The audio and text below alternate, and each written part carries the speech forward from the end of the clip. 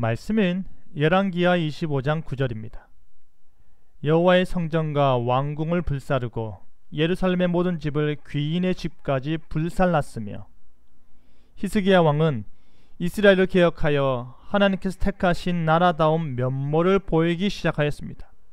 예배가 회복되고 신앙과 생활이 정결케 되고 하나님의 구원을 보다 철저히 지키게 하였습니다. 하지만 그의 말년에 보인 교만은 결국 그의 나라의 패망을 불러왔고 하나님의 예언은 그대로 이루어졌습니다. 패망이 주는 충격이라는 제목으로 말씀이 주는 교훈을 함께 나누겠습니다. 히스기야 왕이 바벨론 사절단에게 왕궁에 있는 모든 것을 보여주었습니다. 스스로는 의기양양하며 내가 이런 왕이야를 자랑했는지는 몰라도 하나님 보시기에 그 모습은 너무나도 좋지 않았습니다. 하나님께서 베푸신 은혜를 자신의 능력으로 바꾼 것이고 하나님께서 베푸신 복들을 자신의 덕으로 가로채 버렸기 때문입니다. 이사야 선지자로 인해 그의 나라가 바벨론에게 멸망할 것과 그의 자손들이 포로로 끌려가게 된다라는 예언은 약 120년 후에 그대로 성취되었습니다. 놀라운 것은 무엇입니까? 히스기야가 이사야 선지자로부터 이 예언을 들을 당시 열국의 강대국은 아수르였다라는 사실입니다. 그들이 실로 두려워할 대상은 아수르였음에도 불구하고 그에 비하면 미미한 바벨론에 의한 멸망이 예언되었고 그것이 그대로 이루어졌음이 놀라지 않을 수 없는 것입니다. 예루살렘을 둘러싼 성벽이 무너졌습니다. 그리고 여호와의 성전과 왕궁 역시도 무너졌습니다. 성전과 왕궁의 물품들을 가져갔습니다. 뿐만 아니라 유다 백성들을 포로로 사로잡아갔습니다. 심지어 당시 유다 왕이었던 시드기야 왕의 아들들은 시드기야가 보는 눈앞에서 죽임을 당하였고 시드기야는 두 눈이 뽑히고 노사슬로 결박당한 채 바벨론으로 끌려갔습니다.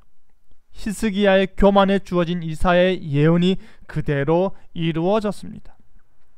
솔로몬이 성전과 왕궁을 완공하였을 때 그의 나라는 찬란한 대로만 걸으면 될 것 같았습니다. 하지만 그의 나라가 죄악으로 물들었고 그의 후손들이 하나님을 등지기 시작하면서 패망의 길로 들어섰던 것입니다. 솔로몬이 건설한 성전과 왕궁은 약 450여 년 만에 모두 파괴되어 버렸습니다. 하나님께서 솔로몬에게 말씀하셨던 것처럼 그들이 만약 하나님으로부터 돌아서서 우상 숭배를 하게 되면 그들이 망하게 될 것이고 이 성전은 버려질 것이며 모든 민족 중에 속담거리와 이야기거리가 되게 하리라 라는 말씀은 그대로 이루어졌습니다.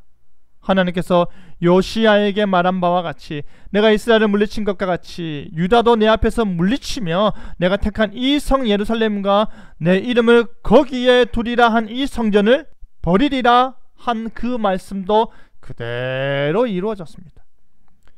유다의 중심이라 할 수 있는 예루살렘의 성벽이 무너지고 성전과 왕궁이 회파되고 그 성내 모든 집들 기인들의 집까지 불타버렸습니다. 바벨론은 빈부고아를 막론하여 모든 사람들에게 하나님의 무서운 심판을 단행하였습니다.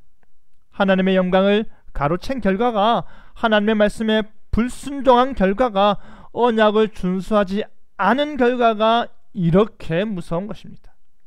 이미 수백 년 동안 반복적으로 교훈되었지만 실제로 벌어질 때에야 후회하고 그 아픔에 애통하는 것입니다. 사랑하는 성도 여러분, 북이스라엘은 아수르에게, 남유다는 바벨론에게 패망하였습니다. 수많은 경고와 수많은 가르침이 그들에게 주어졌지만 그들은 하나님을 버렸습니다. 힘들 때만 하나님을 붙들고 좀 나아지면 하나님의 은혜를 자신의 영광으로 가로채는 어리석음이 그들의 본 모습이었습니다. 패망이 주는 충격을 잊지 마시길 바랍니다. 하나님의 경고는 결코 흘려들어서는 안 되는 것임을 기억하시길 바랍니다. 하나님께서는 우리를 위해 경고의 말씀을 주시는 것입니다. 우리를 원래의 복된 자리에 두시고자 하는 하나님의 마음을 알고자 노력하시길 바랍니다. 그리하여 하나님의 준엄한 심판 가운데 주어지는 메시지를 바로 깨달아 하는 저와 여러분 되기를 간절히 바랍니다. 아멘.